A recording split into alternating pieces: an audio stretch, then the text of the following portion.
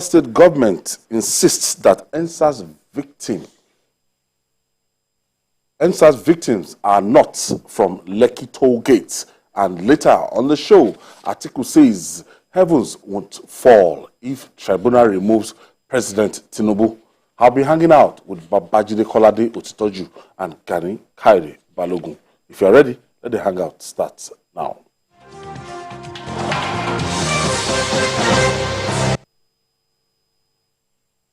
Let's begin on a celebratory note. The Police Service Commission has approved the appointment of 2 Deputy Inspectors General of Police, as well as promotion of the first Public Relations Officer, Olumuyiwa Adejobi, to the rank of Assistant Commissioner of Police, ACP, and the confirmation of 9,016 unconfirmed Assistant Superintendents of Police, ASP. Meanwhile, the National Executive Committee of the All Progressive Congress, APC, is expected to ratify the choice of former Senate spokesperson, Senator Ajibola Bashir, as the National Secretary of its next meeting. But I think, Julie, let's start with this police. That's a mix-up there. Oh, okay. That's not mix-up. Let's start with the police promotion. Yes, everyone can see that Olumuyiwa Adejobi has given a good account of himself as first PRO, and it has not come to me as a surprise. Where you work hard, you also deserve the reward. Adejobi has worked very hard, but what I want to see is for police to spread reward for hard work. The Police Service Commission should spread reward for hard work across the board. During the NSAS riots, there were policemen who held their divisions together, who held their locations, stopped these violence mongers from attacking or even taking over their police stations. Some of them were not rewarded with promotion. And policemen who lost their stations were promoted. I know, because at least I've been around in this state for some time, the efforts that RRS put in, and even the task force head by Egbeyemi, how they had to go and save some of their colleagues who were trapped in some police stations. So if we are promoting people, good thing, but we must make sure that it spreads across. Those who deserve to be Assistant Commissioner of Police, along with Muyiwa Adejobi, my brother, should be similarly rewarded. People will be happy to see that happen. As for our friend SRJ, I think this is... was nominated as the National Secretary. Yes, of the party. Yes, so, and the NEC will confirm, ratify that when they sit. Of course, we all know him. In fact, a lot of his colleagues call him comrade, because they believe that he still, from his days at UNILAG, he still behaves like a Marxism-Leninist as well as an abiding comrade. So he's like a comrade in politics, and I believe that he will give a good account of himself. There's no doubt. The police PRO has done very well, and I'm glad that the Police Service Commission and the IG are trying to correct some anomalies that has been rendering the police in the last 5-6 years. Because normally most policemen will tell you that some of their mates are now AIGs, while some of their mates are still CSPs. In fact, in some sets, they have maybe only one person who has risen to a particular rank. What this particular administration is trying to do is to ensure that the thing goes around, because a lot of special promotions have distorted the hierarchy of the police. Yes. I know a guy who is now, of course, a CP now. There was a time he was CSP in Port Harcourt, anti-robbery. His subordinate was an SP. But 4 years later, the assistant was a commissioner of police. and the man remains a DCP. That's the kind of distortion that permeates the police force, and it's affecting morale seriously. I mean, saluting your junior is a terrible thing. In fact, the junior had to tell the man, because I'm sure he's watching, that our guy don't know how to greet you. Because he doesn't know how to take a salute from his boss. That's the kind of distortion that the police system is suffering from. I hope this will continue to... No, they have to make it a continuous thing. Because a lot of people are stagnated. For example, stagnated people. 2 years ago, they met with PhDs in the police, those who are PhDs. And they never realized they had that many. Almost 100 and something people. Really? Yeah, some of them very junior officers who are now PhD holders.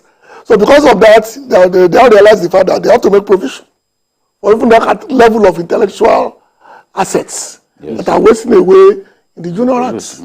So these are things will serve the purpose the IGP wants it to serve. Correct the anomalies and make sure everybody feels comfortable. We all know that you and I, that merit will take you as far as CP. Yes. After that is politics. But know that you and your mates are there. If it's based on merit, you are where you're supposed Everyone who deserves to be promoted based on merit should get it. Yeah. Panti, for example, was not overrun. I know. Panti held firm. I know. Because it will have been extremely dangerous for Lagos State for Panti to be overrun by these brigands. Very wrong signal. Do you know some of the worst criminals in this state are in Panti there? I know. They held firm. But what happened? We saw people in charge of other stations that were overrun, promoted, and that place was left. The man who was heading them was left. I don't want to be mentioning it, but I just mentioned the current RS man in passing because I've seen him on that rank for more than 4 years. So this kind of things, so this kind of thing does not go well at all. Does not go well at all. Don't even forget what happened at the secretariat, where the NSAS really started. How the policemen there ensured they never got to the level of notoriety that we got at. Of course, so this would have did that. It was just tear gas canisters that used to keep them in. And it's very chase them all the way from Alausa to 7 up here. I know. Just without firing any live rounds. If not for that singular move, this would have been more than... They will have set ablaze the whole secretariat. Of that area. Even when they were burning the buses, it was police officers who are alerting journalists what to do. That these people are moving in the direction that they are burning.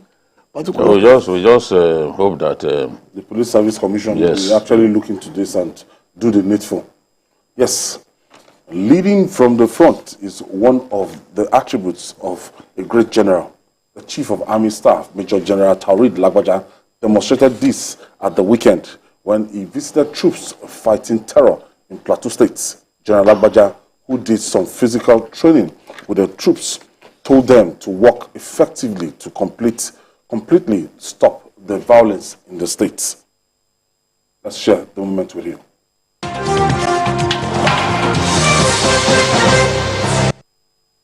Note that you must work and you must work effectively. We must see the result in Plateau. This violence must not result. You must stamp it and stamp it out completely once and for all. Is that clear? Yes, sir. Are you ready? Yes. Good. You have pledged your readiness. I expect this in the actions you will take in the field. I wish you the very best. My lines are open. If you have any challenge, any questions, please just send in a message. We will respond accordingly. So, all the very best. Thank you. Turn! Open orders! March!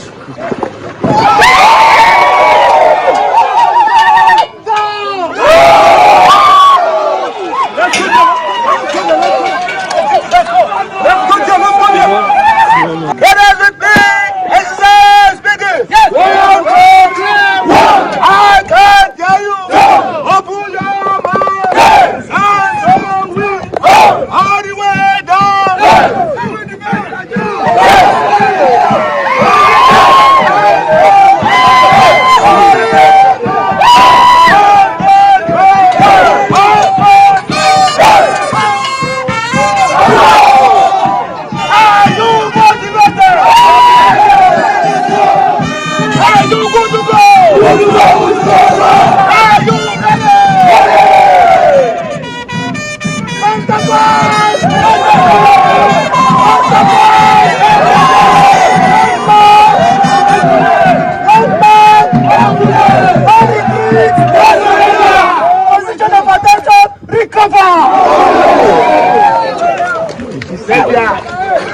Angry.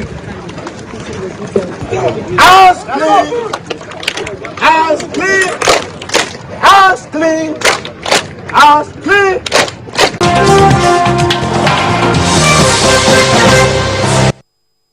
Just as we said about him, Tarid Lagbaja is one. He's a beast. Handsome person. He's a beast. You need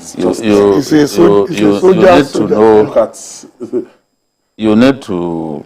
This is just leading from one of those signs that we got ourselves a fantastic officer as a commissioner. I mean, as a chief of army staff, because you will go in to fight with them, stay in the bush overnight days.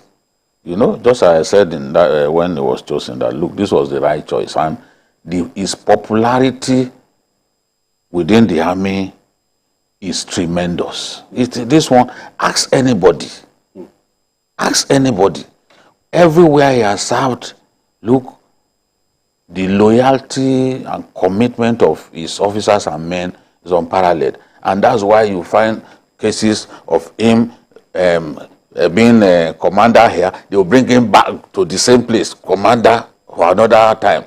You know? After a tour duty. Yes, they don't usually do that. It is when you are trusted exceedingly that they can move you as you become a GOC in different divisions.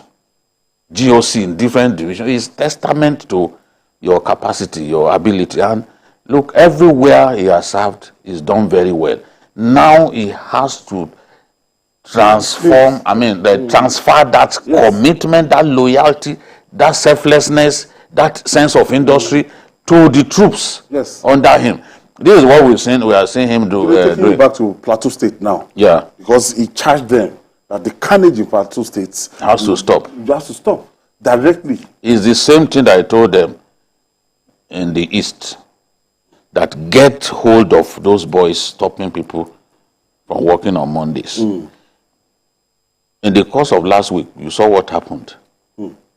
They gave IPOB men a bloody nose and arrested some of them. For a long time, we hadn't seen that. So this is a very capable military officer.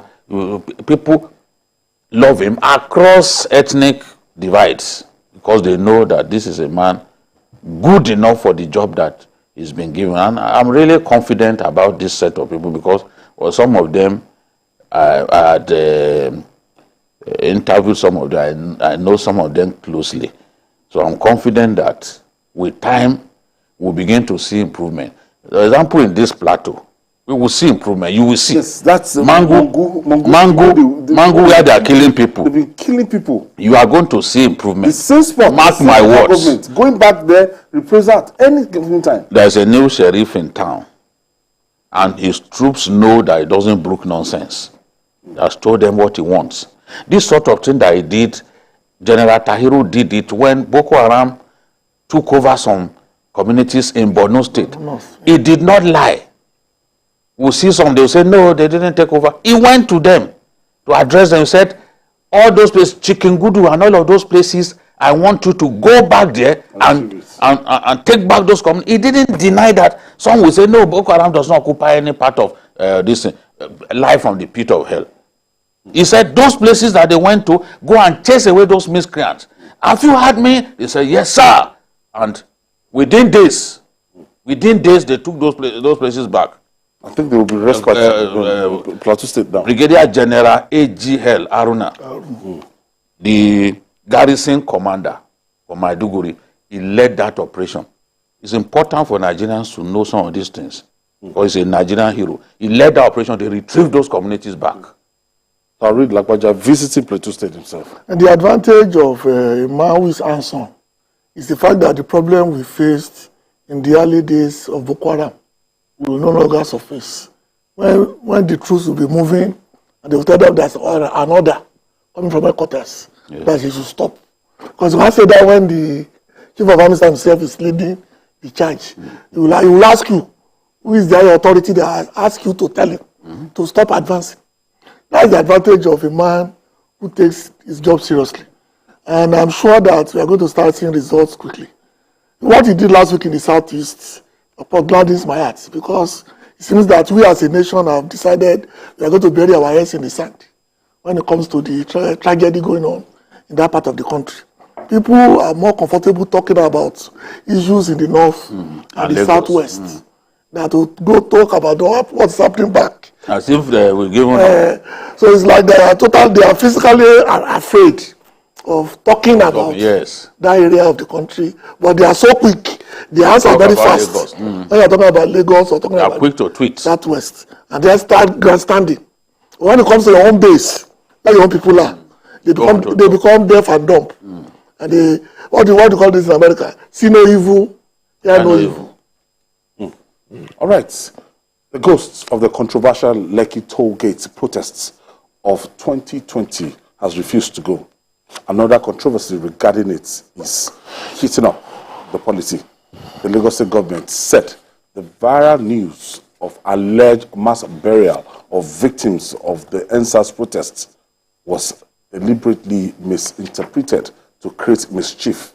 In the statement, the permanent secretary of the Ministry of Health, Olusegun Ogboye, said the victims were not from Lekki toll gates, but casualties recorded during the protests in various parts of the state. Judy, this is very, very, we can't forget the Lekki toll gates, and that's the NSAS protests.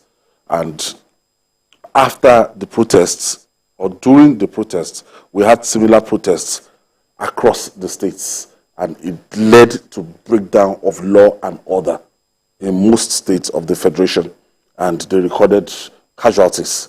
So what Lagos State is trying to say now that, no, it's not the people that were killed in the toll gates and referred to as Lekki massacre, that these people, they died in the aftermath of that NSAS protest. Can you please shed light to this? The people died, a lot of them had nothing to do with NSAS. There were riots in Abule Egba. What's this place called in Ketu? I mean in Iju, Agba.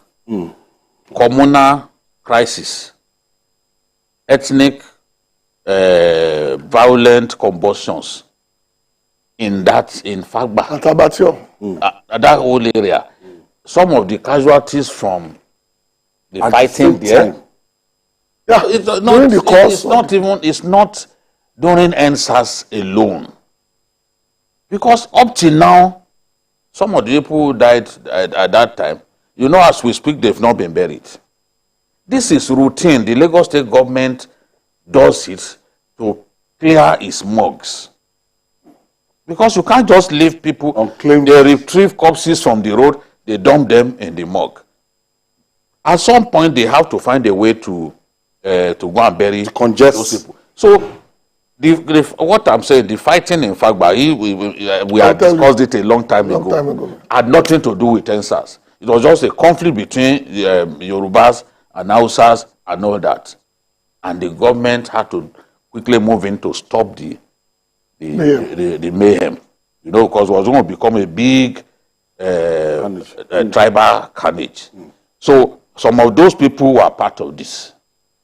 There has not been anyone able to come out to say, look, I lost friends at the toll gate. These are their pictures. Some people even brought pictures, and those guys were not dead. They came out to say, no, you lied. I'm still alive. It's all there. So, but this time around, what clearly happened? Because this is not the first time Lagos will do mass burial, you know, all over the country. I mean, for people up to 100, for example. And the cost doesn't exceed 5 million. They did the same thing not long ago. It didn't exceed 5 million. But because there are no commissioners in place and all that, some greedy public servant quickly sees the opportunity and then pass it to the governor. Fortunately, the governor looked at it and said, this money is too much now. and a withheld action. Now some people are given the impression, oh, this is how they steal in Lagos. How can you bury just 100 and something people with 62 million? The governor did not give the go-ahead because look at the date on it, 19th July. That was when it was passed to the PAMSEC. There is no way money will have been released between 19th July and today because governor has to look at it. It doesn't work that fast in Lagos. And it is on record that the governor didn't release money for this because he pushed it back because it was too expensive. Outrageous, yeah. Now you don't need to hire a top of the range undertaker to give mass burial to people. You don't have to do that. You have coroners in the service. Yeah, we have who handle it. Why would you go and hire? They were just looking for a way to make money. There are many greedy people working around in our country. Some of them in big offices. They will talk about the people at the top, but they are worse than the people at the top. They will talk about politicians in the National Assembly taking bribe from people that they are supposed to be oversighting, but they are worse than such people. So what happened here is not, yes, there was jailbreak in Ikoyi. Of course, if you attempt a jailbreak, the law is that you lose your life. Don't run you down. Yes. If what will make sense, if they force you out of prison, as they sometimes do, go back, surrender yourself. But in the attempt to break jail, they have the security forces have the right to take your life. That's what they did. So they lost, people's lives were lost there. Don't also forget those who are confronting police, going to burn police stations. Of course, some of them will pay with their lives because they were also killing policemen. Policemen died, and yes, they killed even DPO. They killed DPO. They were torturing policemen to death. So it's just not practicable to imagine that they just had a field day that they too didn't lose lives. Of course, some of them were killed. So this is the thing, trying to link it to NSAS when the government carried advert in newspapers. I hope we can see the advert where they said, look, if your relation is missing Please come between 17th to so time, please come and identify them. People didn't come out, you see. Because they had people in the morgues. They said, okay, people could be missing, and some of those missing may actually be dead. Come and check. Nobody came out to say, oh, from my friend went to Lekki and he didn't return. Didn't come back. I've seen the video, the CCTV recording of how soldiers moved to Lekki. One of the generals played it for me on his laptop. And look, some of what people are reporting or saying on social media, they can't prove it, one, and it is not even true. It shouldn't be difficult. If you called it a massacre, we should be able to find at least 10 persons who will come out to say, I lost my younger brother. Oh, I lost. Nobody's coming out to say he lost anyone. That's to tell you that the thing was grossly exaggerated. No one is saying nobody died. But where is the evidence? Trying to go back to something that Nigerians are even stop talking about. I mean, it's just plain mischievous. And I'm not surprised that the government attacked the people. I suspect that because governor did not give approval in anger, they leaked this to embarrass the states. now when they are talking about 100 and something corpses, the possibility of that some of these corpses came from toll gates, are we foreclosing it? Came from the onslaughts by the military against people at the toll gates? Every corpse in Lagos are deposited at the morgue, irrespective of whatever is the cause. Because I was a living witness to what happened at Fagba. And the former commissioner for information is somebody that can testify to this. People lost lives in tens. I don't want to say hundreds. In tens. It was a bloody fight. To the Fagba issue. In fact, we have to come in at the traditional level to ensure the thing does not escalate and become another theater of war. That's now be something. Because if you go to Fagba today, some of the banks are just renewing their offices. First bank was burnt. The woman who sells on the other side lost about 7 of our workers who were there cooking when the people came with knives to slaughter them over there. In fact, for about a year, if you pass through Fagba, you see the scars on these buildings as they were. So it doesn't have to be from Lekki. Every day, I don't know about now, there was a time that the job of the town council was to pick corpses. Pick corpses, yes. And then after a period, they will now do the coroner's reports. And then ask you, please, come and identify. If you cannot identify the Africans will call it, they will call them John Doe or Jane Doe. That means they have no identity. And they will bury them like this, in a mass grave, because they were given enough time, sometimes up to 12 months, for people to come and identify them. Yes. Don't forget they are being kept at the cost to the state, because they have to be kept relatively fresh, so they can be identified. So people will be mischievous, whether you want to. I told those people managing news for the president and this government, I told them, you have to be prepared. Don't assume that there's something called stupid news. These people are looking for things just to discredit you. Yes. So don't think. They won't relent. If they don't care, it doesn't make sense. It's not about, it's about what we call wuru to the answer. They know the answer they want. They will not take whatever you provide and use as a tool to get to that predestined outcome. But you know, some of the guys are saying that some of the NSAS protesters are saying that the panel that was set up actually acknowledged that there was a massacre on that day at the toll gates. Which panel? The panel that was instituted by the Lagos state government. He just told you that these people, when it comes to, what's it called? When it comes to propaganda, that these people are extremely remorseless. Which massacre? What is the meaning of massacre? Massacre means people dying in extremely large number. There's no way people will die in extremely large number, and that is what we'll see. And you won't find amongst them somebody who can point to his own younger brother that was killed there. Why is it difficult to do that? When we had the Ali Must Go and they went into Unilag and other places to kill students. 78. How old were you then?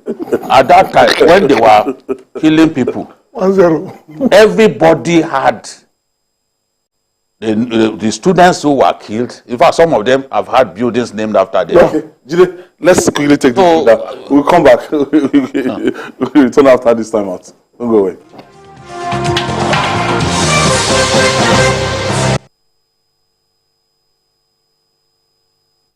The white card. Me the white card. I'm your big fan too. Thank you so much. I appreciate it, brother. Me got myself. I'm a rapper. Is that so? Any day, any weather, and I'm chilling with my main guy, Fena. Alpha, network problem. Yes, well, got me. Let me turn on my hotspot. It have connected. You hop on 9 mobile confirm data. You can't be out here stranded in this street, so this guy. When you're on 9 confirm from 9 mobile, you get a super gift of 1,000 naira just for joining the network. 900% bonus on every recharge. 100% data bonus for 6 months and double data bonus. Some of the people claim that if Tinubu won the election, they will leave Nigeria. They are going from TV station to TV station, spewing absolute rubbish. They have no shame to match their word with action. Because a man of honor, as I said the other day, Even for honors his word. Yeah. Honor your word. You can't honor your word. You are busy going from TV to TV station, abusing. You still have the guts to even abuse. There are when you can't honor your word. There are people that don't take their comments seriously anymore, because if you cannot talk about things happening in your own backyard and you start flexing when they come, I don't take you seriously. So it's just like the way they used to abuse Al-Bashir, former president of it's Bashir, former president of Sudan, Syria. Okay. Hafiz al-Assad. Okay, al-Assad. Hafiz al-Assad. They call him lion in Syria, but lamb in the Golan Heights. Because Israel occupied Golan Heights and will not do anything about it. But he will go to some people go to Lebanon and be harassing other people. But you can't chase Israel away from Golan Heights. Which is part of your heritage. you can't take a very strategic hill, I've militarily strategic. I stopped taking those people seriously until or unless they show me that they can do what we do, complain about what's happening in our own backyard. Yes, and talk about it. Then you are taking seriously. But you don't do that. Complain about some of the things happening in the southeast.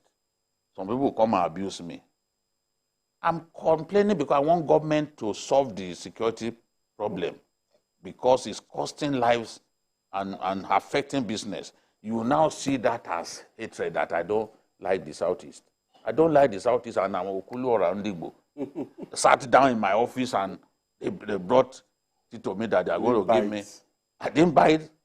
I didn't even want to go. Yes. No, when they do this abusive post, I just ignore what's the meaning of that? I don't want my friends in the southeast to suffer. So if a government will come today and put an end to the nonsense that they are doing, telling people not to go to work, as if you are going to feed them when they lose money on days that they don't work. Okay. And finally, the battle over outcome of the 2023 presidential election and the petitions challenging it is far from over. Former Vice President and presidential candidate of the People's Democratic Party, PDP, Atiku Abubakar, has told the Presidential Election Petitions Tribunal that heavens will not fall if, by the evidence before the courts, it resolves that President Bola Ahmed Tinubu was unlawfully declared winner and subsequently removed from office. Jide, we said it yesterday, I think they've written their final address. Yes. So all the political parties that actually challenge the outcome of the February 25th presidential election, and a lot of back and forth. Some were even soliciting that, look, Bola Tinubu should be disqualified outrightly, that he wasn't ab initio qualified to contest the election. So a run should be held between the runner-up and the third position. All sort of prayers were actually sought from Milord, the justice of the Court of Appeal. I agree that if the courts, if the Presidential Election Tribunal says, oh, Tinubu was not validly elected, people will accept it. Asiwaju himself is a Democrat. On different occasions, Asiwaju will go to court to have a matter interpreted. He never believed in using force to resolve issues. So heaven will not fall. Obasanjo, when he seized Lagos money, he went to court. And the courts ruled in his favor. Obasanjo did not obey the court. You know, the onshore, offshore dichotomy. Yeah. He also led others to go to court. So he's someone who believes in the judicial process. He's always used it. It's worked for him for years. Therefore, I don't see an Asiwaju calling people out for violence because he lost a court case. There were occasions when he lost court cases too. It's not every court case that he has won. You know? So, to that extent, he is right. But the point that Tinubu's lawyer was making has to be stressed. The point that he's making, because propagandists have a way of just simply scratching the surface. The meat of the matter, they will not touch it, because their own goal is not to educate. Their goal is to confuse people, give the impression that, oh, this is what, that black is white and white is black. That is what they're after. What Olanipekun was saying is, look, if you disqualify Asiwaju Bola Ahmed Tinubu because he didn't score 25% in Abuja, that has the potential of pushing people to violence. Because the people who elected him will feel cheated. What is in Abuja, for God's sake? What's in Abuja? City of gold. Gold? And where in Abuja do they Federal mine Capital gold? Territory. Oh, is Abuja the first to be federal capital? Even Lokoja, Lokoja used to be federal capital now. And Calabar. Calabar used to be capital. Is it Abuja that will be the first capital of Nigeria? What's in Abuja? Zungeru, where Zik was born, was a Nigerian capital. So, can a big deal? People they like distorting. That is the point that is making, because look, if we go by some of the funny arguments that some of these fellows are making, you can actually win in 36 states of our country. Overwhelmingly. Win election in all the 36 Overwhelmingly. states. And 90%. fail to get 25% in Abuja. You will not be president. Will it make any sense for somebody to be denied presidency just for not getting 25% in Abuja, despite scoring 25% in all the 36 states, or even winning outright in all the 36 states? That is something that the tribunal begets and the Supreme Court will now decide finally. Okay. After this year, this argument will not come up again, because it's a very ridiculous argument. All right, Jide, we'll be right back after this time out. Please keep your dial locked.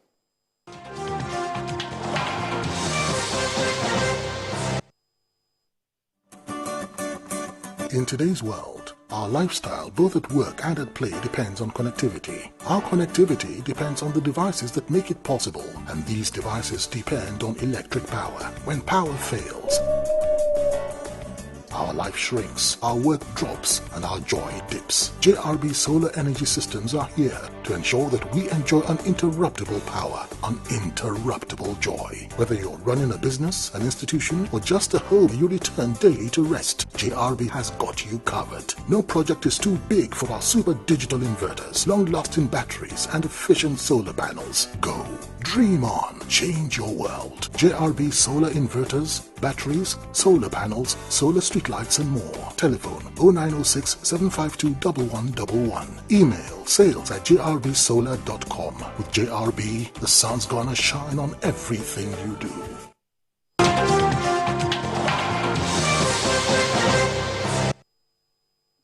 Thank you for staying with us.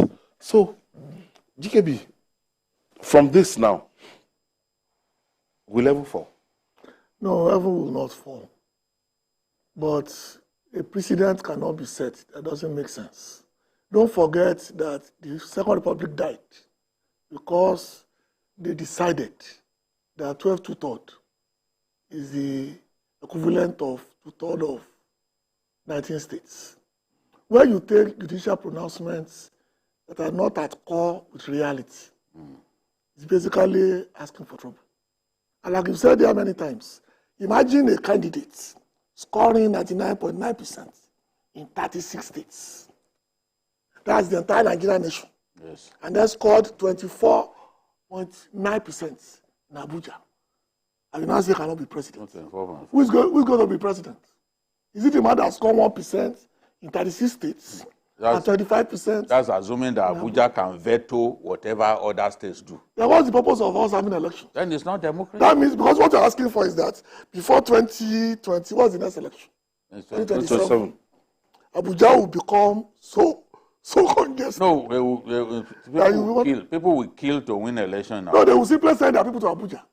And luckily, we are talking about majority of Nigeria. So I won't mind. I won't even campaign in other places. No, just go to Abuja. Take people from your state, take people from Ogun State. We are 24 million in Lagos. Take 5 million from Lagos. We are 80 million here. Take 7 million. Let's go to Abuja. Abuja will now have 40 million people. Is it 25 they want? That's 15 million. Put 15 million Yoruba people there. It's just needless. It's a needless rattling. The Constitution, the framers of the Constitution were very clear that for the purpose of this Constitution, Abuja, that is Section 290, Abuja shall be treated as a state. But they ignore that portion of the Constitution. That caveat, yeah. That says Abuja, in Section 290, Abuja shall be treated as a state. The whole idea is, if you have 23 states, they're asking for 24, and you now 25% have 25% in Abuja, even though Abuja is not defined as a state, because it doesn't have the characteristics of a state. they will allow you to count that Abuja as one of the states where you scored 25%. That's so all. your 24 will be okay. Yes, I'll be happy, for example, to win, to have, if I want to be president now, I'll be happy to score 23% in 30, I mean, 25% in 23 states and simply wait for Abuja and take 25% in Abuja. That means I'm home and dry. And dry, yeah. That is the idea. Anybody imagining that, oh, that is not it, it's pure mischief. Doesn't make In sense. fact, a friend of mine told me, he says, all these senior lawyers, forget them, oh, that there was one that we were arguing. He said, we know now, you know, we are just doing our job. We are doing paid now. Yeah. Because the politician is gullible. He's ready to spend his money. A it's lot not of his the money he didn't even make state through money. hard work. Yeah. So he's ready to just give to a lawyer. A lawyer comes to tell you that black is white, white is black. Possible. And then you just shell out money. If not, you see people thoroughly defeated in election. They will still Don't won't concede. Don't forget, because before this election, some residents, 2 residents of Abuja actually went to court. Yes. Took a lawyer, went to court. The judge ignored them.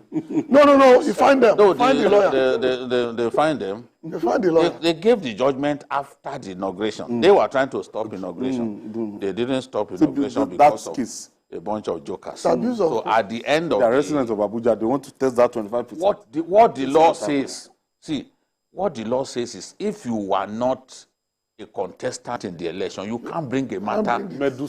You can't bring a matter related to the election. Will a lawyer, if me now as a historian, as a journalist, if I know that that is what the law says, because again, those who frame this constitution, they are sensible. We can abuse them. How does it affect you? If all of us, if everybody can challenge the election, we'll be in court for the next one. There will be at least 100,000 cases. You must have so which court will handle what the lawyer called low cost? Yeah, so the thing is now, the lawyer knows that, look, this case will go nowhere, but he's happy to take their money. He's happy to take their money. That is why we suggested that, look, even these lawyers, strong punitive actions must be taken against them, because some of them are just irresponsible. Collect money from the client's hand. They are just wasting the time of the court. Lawyers who are filing matter out of time. Time ceiling has passed. You are still filing matter. That is bad. You know, what do you call those people? They are artisanal lawyers. They are not real lawyers. Artisanal lawyers. That's who they are. You can't get up and go and challenge anything related to this election, the victory that Asiwaju scored, if you did not take part in the Adama. Related to Anambra. Don't forget that at the end of the day, this is not the final court. And that's why. No, you have to remember. Like, it is the final judgment that is. People are behaving as if it's the final. It's not. They are talking about rerun. They are talking about as if this tribunal declares rerun, we are just going to go straight to rerun. That's the way they are even thinking. They don't understand. Don't forget the judgment before the inauguration. That the entire Nigeria, they were crying everywhere. That today is the day. Nigeria will change. We knew that case was not going anywhere. This one too will not go anywhere. Because if you are telling me that one judge out of 5 was being pressured, it doesn't have to be unanimous. 4-1 will suffice. 3-2 will suffice. Even 0-5. They said why you giving credence to? No, it's irritating. It is propaganda. The Supreme Court has come out to say no. I know. So leave them alone with their trouble. It's amazing. And these are educated people. And you wonder, maybe their father should go back and take people the money. Use their brilliance for mischief. That is what they can't use their brilliance to make the society better. It's for mischief that they are deploying it. But some of them, in the real sense, they are ignorant, they don't read, they are lazy, intellectually lazy. They just want validation. But when you see them, even when they argue in social media, you know that they do not know enough. But they do not admit. No. The biggest crime you can commit against yourself is to not even admit your limitations. Yeah. So this is the problem with a lot of these people, that you can't even get involved in a healthy argument with people who cannot. But I've stopped arguing with these people because it doesn't make sense. All right. I want to thank you, Osiare Gani Kairi Balogun. Always a pleasure. The maestro, I enjoyed. I agree too. The submissions all through today. Yes. And that's our package today. Join us tomorrow for another episode of the program. You can watch the repeat broadcast tonight at 11 p.m. Join us this Sunday from 1:30 to 3:30 p.m. for Journalist Hangout on Sunday. We're on YouTube, youtube.com/TVC News Nigeria. I'm Ayodele Uzubako. See you tomorrow. Yeah, so Nigerians have now seen the president Tinubu, changing the political narrative and landscape of Africa at ECOWAS. It's now an embodiment of intellectual hemoglobin, whose prowess has displayed coherent understanding of the strategic importance of knowing the dialectics of microeconomic fundamentals to achieve macroeconomic growth.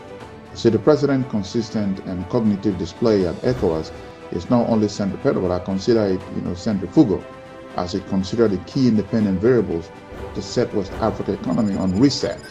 We work collectively to pursue inclusive economic integration. So, his position at ECOWAS showed a great deal of a man without rivalry.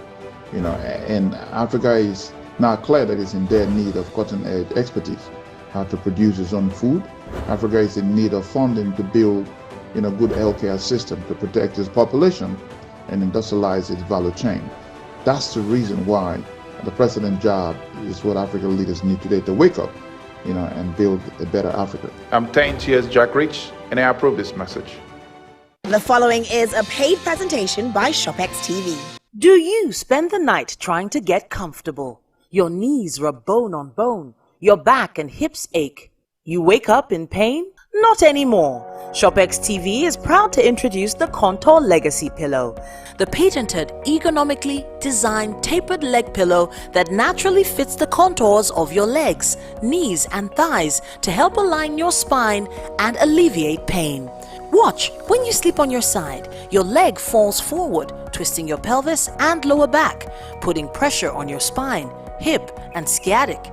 But the Contour Legacy Pillow cushions your knees and cradles your legs, relieving stress on joints while restoring your lower back alignment. Sleeping on your side, your leg comes over and puts you out of alignment, causing lower back pain, hip pain, even knee pain. By using the Contour Legacy Pillow, it restores the natural alignment of the spine, helping to alleviate pain and pressure, leading to much more restful sleep. Old-fashioned leg pillows are bulky, but the anatomical design of the Legacy Pillow fits perfectly the shape of your body the way nature intended.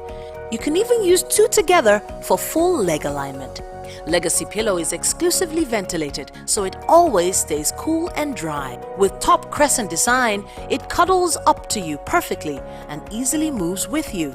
Ordinary pillows go flat, but the Legacy Pillow is made up of soft memory foam, so it never loses its shape and the cover is machine washable.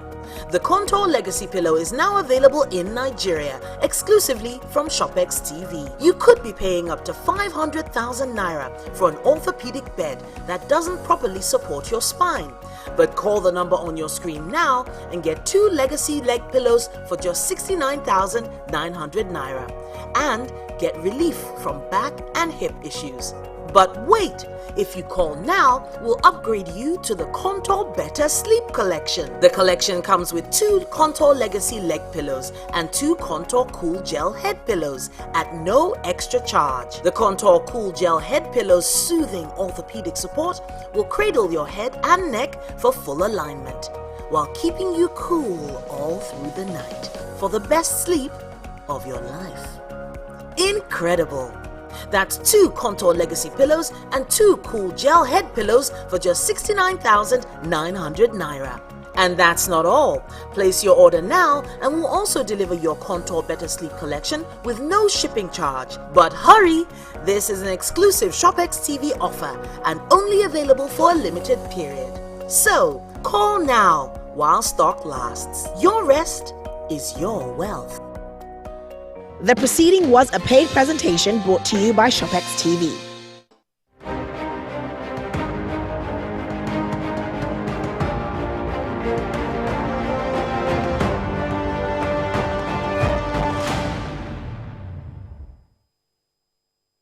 President Bola Tinubu now has 4 more days, according to the law, to send his ministerial list to the National Assembly for screening, 56 days after he took the oath of office.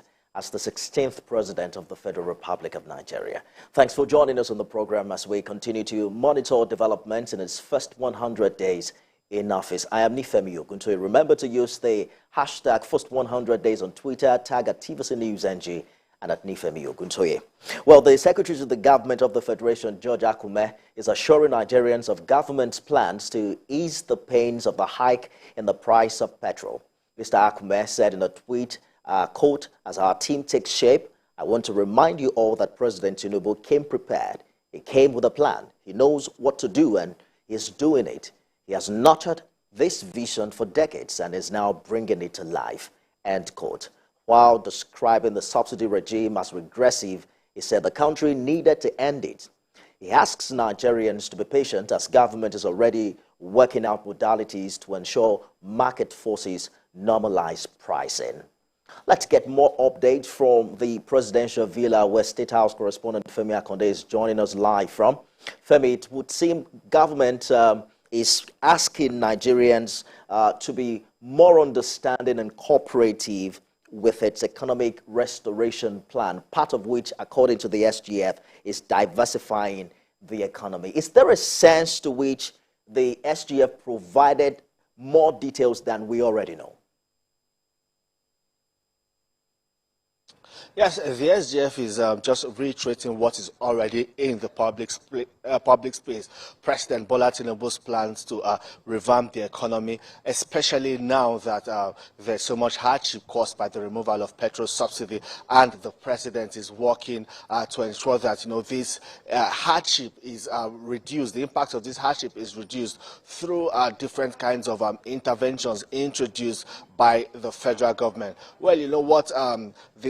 For now, the SGF is the only member of the Federal Executive Council that has been sworn in or taken the oath of office after the president and the vice president. So a lot rests on the shoulder and on the desk of the SGF. He has been quite busy in the past days, also ensuring that he communicates effectively government's plans and programs, assuring Nigerians that indeed President Bola Tinubu has a plan. He came prepared for the job, and he just needs that time, understanding, and patience to be shown on the part of Nigerians, that time to allow him do the job. So much is happening. Nigerians are becoming impatient, understandably so, but what he's saying is that, well, more time will be needed and people should just give President Bola Tinubu that benefit of doubt. We have seen the palliative programs rolled out by the National Economic Council. We are beginning to see the involvement of state governors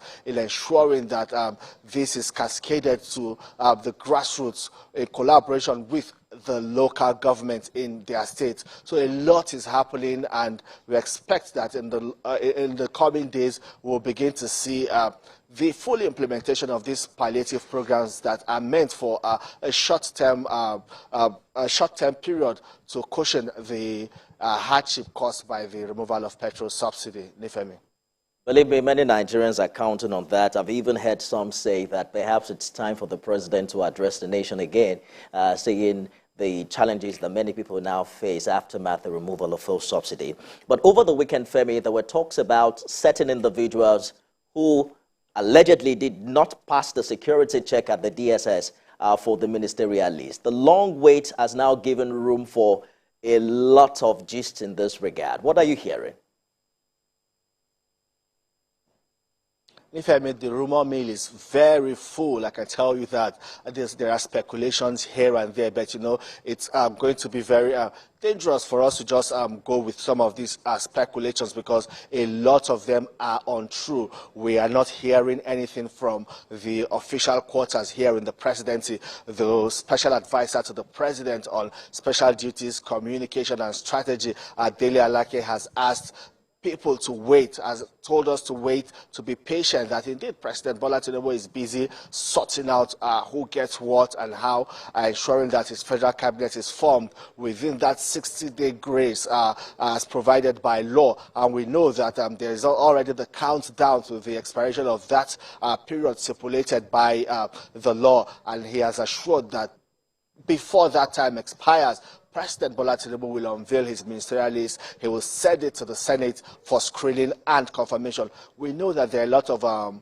processes ongoing, like you rightly said. These nominees, people who he has nominated as ministers designate, will have to be screened by the DSS, by anti-corruption agencies and some other relevant government agencies. They will have to do a lot of background checks, and so many checks and profiling will be done before these names are eventually sent to the Senate. All of that we know are ongoing, but who is on those, what names are on those lists, we do not know. And when it will get to the National Assembly, we do not know. But one thing we may be able to say confidently is that before the expiration of that 60-day time stipulated by law, that list will get to the Senate. Nifemi. Well, perhaps it is safe to say it is not speculative that Nigerians would know about this list before the end of this week, Femi. Do you agree? Yeah, that's a safe way to say it. Femi Akode live for us at the Presidential Villa. Good to see you, Femi. When we return after this break, we're turning our attention to what the Senate thinks about this ministerial list. There were talks last week about the fact that the Senate leadership already received the list from the executive. We'll be talking to the Senate spokesman in a short while. We'll also be asking questions about the 110 billion naira of the 2022 Supplementary Appropriation Act that we're hearing will be spent on senators. Stay with us. Bola Ahmed Tinubu, do solemnly swear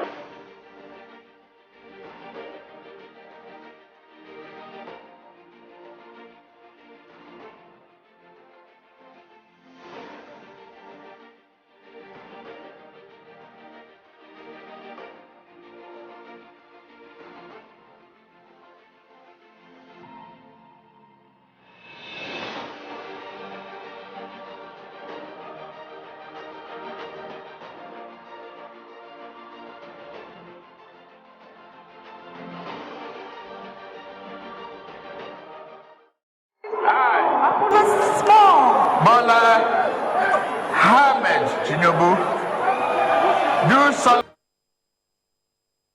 Well, reactions have continued to trail the purported allocation of billions of naira to the 10th National Assembly. Social Economic Rights and Accountability Project SERAP has urged the Senate President and Speaker of the House of Reps to drop the scandalous plan, according to them, to spend 40 billion naira on 465 exotic and bulletproof cars for both members and principal officers, and 70 billion naira to support the working conditions of new members. SERAP urging them to repeal the 2022 Supplementary Appropriation Act to reduce the budget for the National Assembly by 110 billion naira in order to reflect the current economic realities in the country and address the impact of the removal of fuel subsidy on the over 137 million poor Nigerians. The organization has also given the National Assembly a 7-day ultimatum, which I believe expired earlier.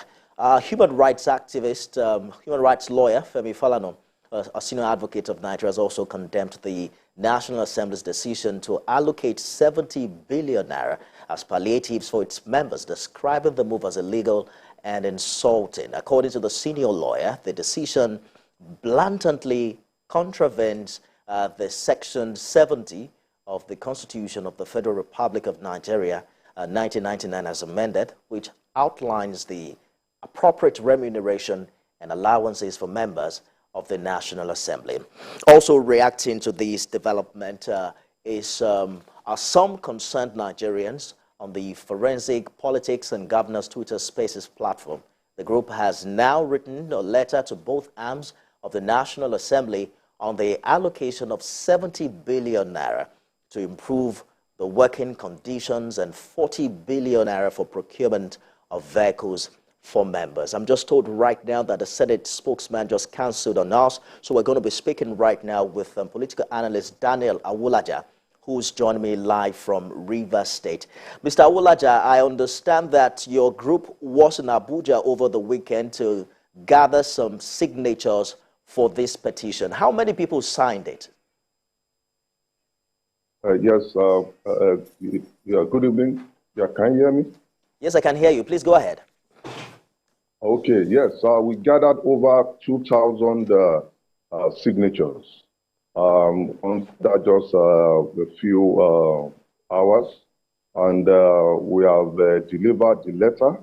We have an acknowledgement copy. The letter has also been published in a national daily. All right, so the Senate spokesperson was scheduled to join us on this program, but he just cancelled. We probably will be speaking with him tomorrow. But there seemed to be some confusion with the 70 billion naira, which was part of the 500 billion naira Supplementary Appropriation Act of 2022. Initially, we were told that it was for, the working condition of new members. But we also had another submission saying that it's for renovation of the National Assembly complex. What more do you know about that? Yes, same thing you had is what we had. First, we were alarmed when we heard that at a time that Nigerians are enduring, at a time that the SGF is telling us to endure, at a time where we are tightening our belts, it came very alarming that the Senate thought it wise or appropriate to appropriate the sum of 70 billion for improving working conditions. Because we believe if there's anything that needs improvement now, it is the life of an average Nigerian that will be negatively impacted by some of these policies. Let me also state that we believe that this decision is necessary. We believe that this decision is required to set us on the path of prosperity and progress. But we also know that in the short term, it is going to come with some hardship. And that is why it comes to us as very unconscionable, saddening and disheartening that at this time, the Senate wants to allocate 70 billion to renovate the National Assembly. Moving from the propriety of the 70 billion, let us even look at the legality of it. As at 2020, a contract was awarded for the renovation of this same assembly. A contract of 30 billion, 229 million, 209,835 naira 35 kobo. As at 2021, 9 billion was released. 2022, 21 billion was released. This particular contract was supposed to be concluded as at August 15, 2023, which is just 2 months away. So we are now asking, is the National Assembly Mountain Everest or the National Assembly, something that every 7 market days that you have to renovate? Now, even before we recovered from that, we now had another news that 40 billion was also allocated for exotic vehicles. It comes to us as if the National Assembly members are living in an hermetically sealed chamber where they are not connecting with the plight of an average Nigerian. Because you cannot say you are cruising Land Cruisers or you are cruising exotic vehicles where an average Nigerian is trekking, when some of this policy has brought about hardship, though we know that this policy is necessary.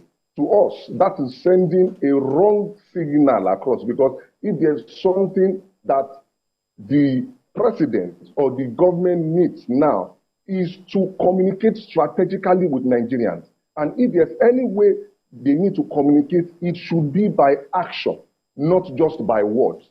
So if only 469 people have decided to allocate 110 billion to themselves, we are asking, is this endurance only for Nigerians? Nigerians are tightening our belts. We are now asking the Senate, our senators, our legislators, please, where is your belt? Because this belt is not for us to be tightening alone. Where is your belt? The president also came and he told us that let the poor breathe. Don't suffocate them. we believe this 70 billion and this 40 billion is a neck. Is a knee on the neck of an average Nigerians, because you cannot be telling us to let the poor breathe and you are allocating 110 billion for what we consider. I hear you, Mr. Awolaja. If the 40 billion naira claim is anything to go by for 469 lawmakers, that will be 85 million naira on an average for each lawmaker, and that's just to procure, vehicles. You put that side by side with the initial plan by government to give 8,000 naira to 12 million households, then we understand your position. But in this letter you have written to the National Assembly, you also highlighted certain engagements. Can you talk to us about that? What exactly are you asking the National Assembly to do right now? Okay, thank you very much. Now, one of the reasons why we came up with this type of engagement is particularly to widen the civic space, to energize the civic space, to engage with those we have voted in a constructive, productive, and civil manner towards the common good of an average Nigerian. So we are saying, perhaps what we are hearing is not true. Perhaps that 70 billion could be meant for another thing. We are saying, dear senators, dear House of Rep members, come and speak to us on this platform.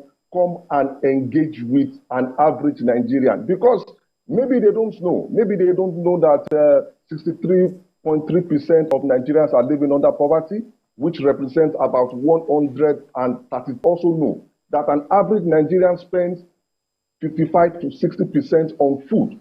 And maybe they don't know that this kind of policies, though, like I said, which is very necessary, will more or less push more people down the poverty line. So we are now saying, let us give you feedback. Let us tell you how we are feeling. Perhaps we will use this feedback to adjust the, what you have allocated to yourself, because the National Assembly is constitutionally empowered to appropriate funds. Now, at a time, the president is preaching fiscal readjustment, fiscal revival. Let us manage what we spend. We know that Nigeria has a revenue problem, and we know that Nigeria has a cost of spending problem. The cost of governance problem is also an issue that has to, to tie into what you are trying to do fiscally. So we are now saying, if the president is telling us, let us manage what we are spending, this 70 billion and this 40 billion does not tie into that vision, does not tie into what the president is saying. And as the arm of government empowered to appropriate, you cannot say you are morally appropriating 110 billion for renovation and vehicle. That to us is moral misappropriation, because the scarce resources that we have now is supposed to be directed to where it matters most, and that is in lifting the plight and ameliorating the plight of an average Nigerian. What's the group's position on, I also hear you in the letter, I saw a low-cost alternative, like patronizing local producers. Precisely, we know what the position of the 9th Assembly was in that regard. Are you expecting the 10th Assembly to change its mind? Yes, we expect them to change, because there is dollar scarcity, presently, and that is why the Naira rate is tumbling. The president is also talking of import substitution. Import substitution basically is anything that we are producing, please don't import. That is the way to strengthen the Naira. So we are saying, perhaps if you have to cruise any vehicle at all, if you have to cruise any jeep at all, we have the innocents, we have the nods, we have local car assembling plants that you can patronize. What we are just saying is lead by example. Please exemplify what you preach. We cannot be saying buy Nigeria to grow Naira. And at that same vein, the members of our Senate, the members of the National Assembly are deciding to import vehicles with scarce resources. That way, you cannot tell us you want to strengthen the Naira. Rather, you are weakening the Naira more. Thank you. You submitted this letter to the National Assembly today with a copy showing acknowledgement of receipt. What response have you gotten? Yes, till now, we have not gotten any response yet. We just submitted it today. But we believe, going through, going by the way we have explained our plight and going by the tone of the letter, we expect a positive response. We expect a positive response. Though we are yet to get any, but we expect a positive response. We understand that the National Assembly might be delaying its annual vacation to receive the ministerial nominee list in the coming days, and it's possibly going to be, a busy couple of days for the lawmakers. Are there other alternatives for the group if the lawmakers do not respond to this letter? Yes, like we said, we want to energize, and we have energized the civic space. At the point of gathering those signatures, we were also informing and educating Nigerians on their right to engage in the civic space. So even if they don't respond, we will still write another letter and we will still mount pressure. But like I said, I believe that they will respond. You see, the Senate cannot say they are too busy to attend to what Nigerians are saying. Before they were voted in during election, we know what happens. They are never too busy for us. They eat corn with us, they play here with us, they go to churches, they go to mosques, they become mechanics. You see them everywhere. So at the point of so rich, you have the rich, you have the very rich. So if at this point, at the dinner table of sharing the national cake, we are not hearing anything. Nobody is throwing chair, nobody is tearing clothes, nobody is making noise. This conspiracy of silence around the dinner table is also worrisome, because we would have expected, maybe some of them would have said, no, at this point in time, of our national growth, this is not what we expect you to be doing.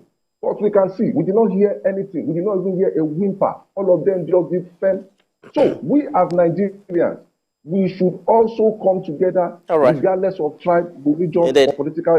Mr. Wolaja, you're sounding like you are new to the system. We never hear any form of division when it comes to, sharing the funds and monies that in the 10th Assembly. But a big thank you to you. We have to go now. That's our time, Mr. Wolaja. Okay. We probably will continue this conversation subsequently. We also expect to speak with the chairman, Senate Committee on Media and Public Affairs, Senator Yemi Adaramodu, who was scheduled to join us on the program today. Perhaps he will